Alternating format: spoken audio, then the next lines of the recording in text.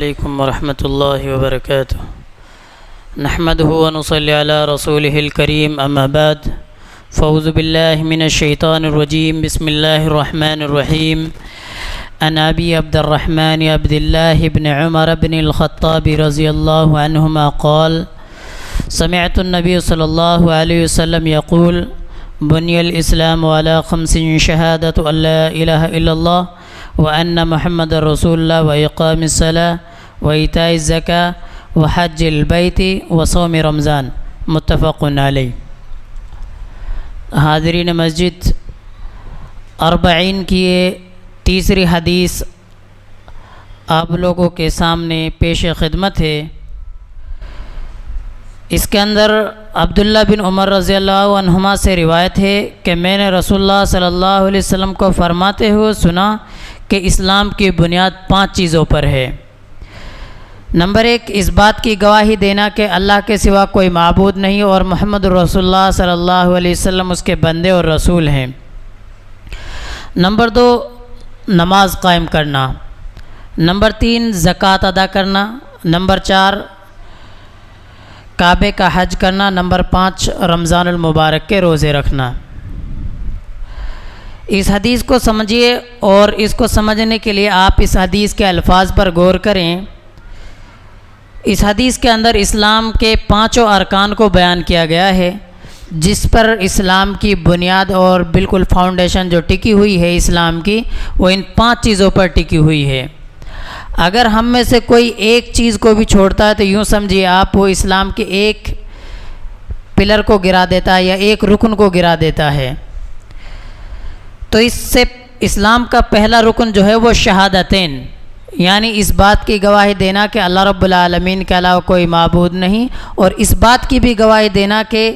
محمد رسول اللہ صلی اللہ علیہ وسلم اس کے بندے اور رسول ہیں۔ اگر کوئی شخص اسلام کے اندر داخل ہونا چاہتا ہے اور اسلام کے دائرے کے اندر آنا چاہتا ہے تو اس کو سب سے پہلے اسی چیز کا اقرار کرنا ہوتا ہے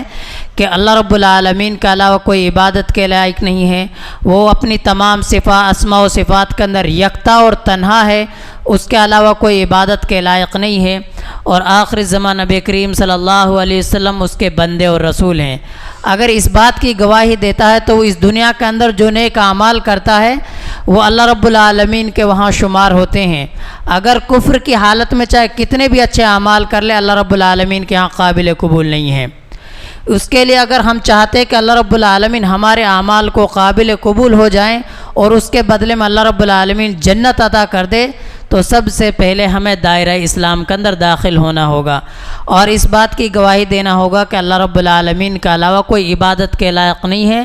اور محمد صلی اللہ علیہ وسلم اللہ کے بندے اور رسول ہیں۔ لا الہ الا اللہ کی شہادت کا مطلب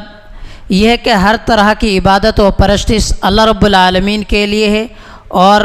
وہی ہمارا سچا اور برحق معبود ہے اور اس کے سوا کوئی بھی عبادت کے لائق نہیں ہے۔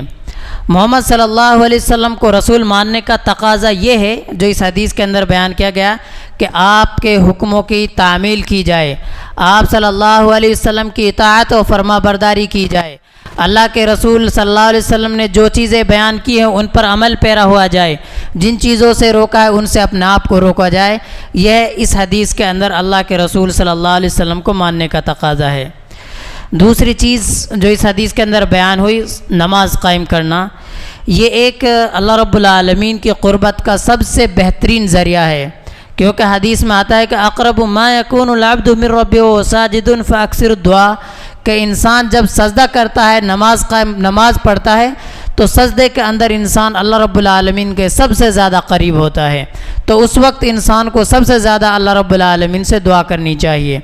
اور یہ اسلام کا دوسرا رکن ہے تو ہم اس کو نہیں چھوڑ سکتے، اور اللہ رب العالمین نے نماز کو 5 وقتہ نماز کو ہمارے اوپر فرض کیا ہے، تو ہم اور آپ کو چاہیے کہ ہم اپنے اہل و عیال کو، اپنے گھر والوں کو، اپنے اعزاء و اقارب کو تمام کو مسجد میں آنے کی دعوت دیں، کیونکہ کل قیامت کے دن سب چیزوں میں جب پہلا حساب ہوگا تو اس نماز کا ہوگا۔ اگر نماز بہتر تو آپ کے اعمال بہتر، اور بہترین اعمال کا بدلہ آپ جانتے ہیں کہ جنت ہے۔ اگر آپ کی نماز بیکار تو آپ نے جتنے بھی اعمال کیے وہ تمام بیکار ہو جاتے ہیں، اور اس کا بدلہ آپ جانتے ہیں کہ اللہ رب العالمین اس کے اوپر حد قائم کرنے والا اور یہ جنت یا جہنم اس کا فیصلہ کرنے والا ہے۔ تیسری چیز جو اس حدیث کے اندر بیان ہوئی، زکوٰۃ قائم کرنا۔ اللہ رب العالمین نے ہم میں سے بہت سارے مسلمانوں کو مال و دولت سے نوازا ہے، تو ان کو چاہیے کہ اللہ رب العالمین کی راہ میں مال کو خرچ کریں، کیونکہ انسان صرف 3 طرح ہی اپنے مال سے استفادہ کرتا ہے۔ نمبر 1، وہ جو مال اپنے مال کے ذریعے سے کھاتا پیتا ہے، کھانے پینے میں جو پیسہ خرچ کرتا ہے وہ اس کے جسم میں لگتا ہے، اور دوسری چیز وہ کپڑے وغیرہ خریدتا ہے، وہ بھی پہنتا ہے اپنے استعمال کے لیے۔ تیسری چیز، جو اس دنیا میں رہتے ہوئے اس نے صدقات و خیرات کیے ہیں وہ اس کے کام آنے والا ہے۔ اس کے علاوہ جتنا بھی مال ہو اس کے پاس، وہ اس دنیا کے اندر چھوڑ کر جانے والا ہے، اسے اس کے بعد کوئی فائدہ نہیں۔ اگر اس سے فائدہ حاصل کرنا ہے تو اس دنیا کے اندر رہتے ہوئے فائدہ حاصل کرنا ہے۔ تو ہم اور آپ کو چاہیے کہ اگر اللہ رب العالمین نے کسی کو مال و دولت سے نوازا ہے تو اس کو چاہیے کہ اللہ رب العالمین کو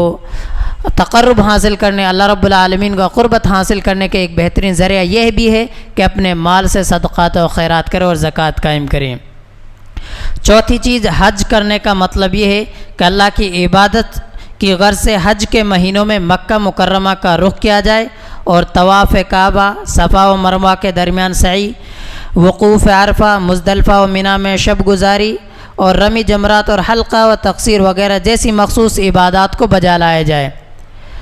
اور یہ عبادت خاص طور پر ان لوگوں کے لیے ہے جن کو اللہ رب العالمین نے مال و دولت سے نوازا۔ ان کو چاہیے کہ اپنی زندگی میں کم سے کم 1 مرتبہ تو حج کرنا چاہیے ان کو، کیونکہ اللہ رب العالمین حج کرنے والے لوگوں کو اللہ رب العالمین گناہوں کو معاف فرما دیتا ہے، اور وہ شخص اس طرح ہو جاتا ہے جس طرح انسان اپنی ماں کے پیٹ سے آتا ہے، گناہ نہیں ہوتے ہیں اس کے پاس، تو انسان اسی طرح ہوتا ہے۔ تو اسی لیے اگر اللہ رب العالمین نے کسی کو مال و دولت سے نوازا ہے تو اس کو چاہیے کہ حج اور عمرہ کریں۔ لاسٹ چیز جو اللہ کے رسول صلی اللہ علیہ وسلم نے اس حدیث کے اندر بیان کی وہ ہے رمضان المبارک کے روزے رکھنا۔ اگر اللہ رب العالمین نے اپنی زندگی کے اندر کسی کو یہ مہینہ عطا کیا ہے تو اس کو ضرور چاہیے کہ وہ اس مہینے کے اندر اللہ رب العالمین کے تقرب حاصل کرنے کے لیے روزہ رکھے۔ اور روزہ کہتے ہیں کہ صبح سے لے کر شام تک اللہ رب العالمین کی عبادت کے لیے جمعہ وغیرہ یا پھر جن چیزوں سے روزہ ٹوٹتا ہے ان چیزوں سے اپنے آپ کو روک لینا، اس کا نام روزہ ہے۔ اور حدیث میں آتا ہے کہ جو شخص روزہ رکھتا ہے اس کے پچھلے گناہ معاف کر دیے جاتے ہیں۔